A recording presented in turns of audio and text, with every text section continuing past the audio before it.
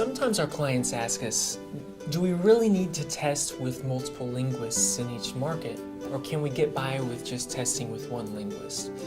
And the reality is that we do recommend testing with as many linguists as you can afford per market, because the reality is that more data points equals better data. You know, there are times when one linguist may see something that another linguist didn't point out. In cases like that, we're able to go to the other linguists or the other specialists and ask their opinions. And it's not uncommon for them to say, wow, I didn't even see that. We definitely need to include that information in the report. You know, if we had just tested with one linguist, we might not have as complete of a picture you know, of the potential issues or pitfalls with that name in that market as we would have if we had tested with three linguists. One example does come to mind. A while back, one of our clients had a pharmaceutical product that they were wanting us to test names for. In fact, it was a weight loss drug. And one of the name candidates that they came to us with was Tigro. We tested it in several markets around the world, and a couple of the markets we had French France and French for Canada. So we had Canadian French and more of the Parisian French style. We had two linguists in each market. Well, to our surprise, both of the linguists in each of those two French markets came back and said, you know what, this looks and sounds an awful lot like "t'es gros," which means you're fat. Of course, our client didn't want a name for a weight loss drug that indicates, that tells the consumer that they're fat. That's offensive.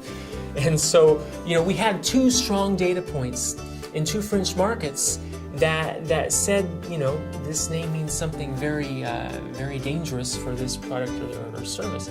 Our client came back to us and they asked, you know, how sure are you really this? And we were able to say, you know, we're pretty certain. We have multiple data points and we have some really good data on this.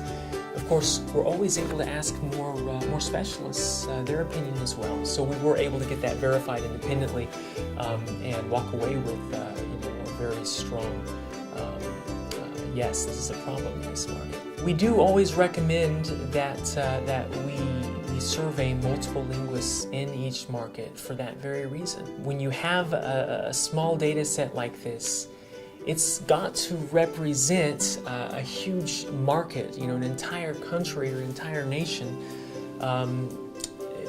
You know, this isn't the place to cut corners, so we want the best data possible. You know, there are also those situations where you're testing a list of name candidates in many markets around the globe. And some of those markets could be very critical, you know, mission critical markets where a branding disaster could end up costing, you know, millions and millions for your client.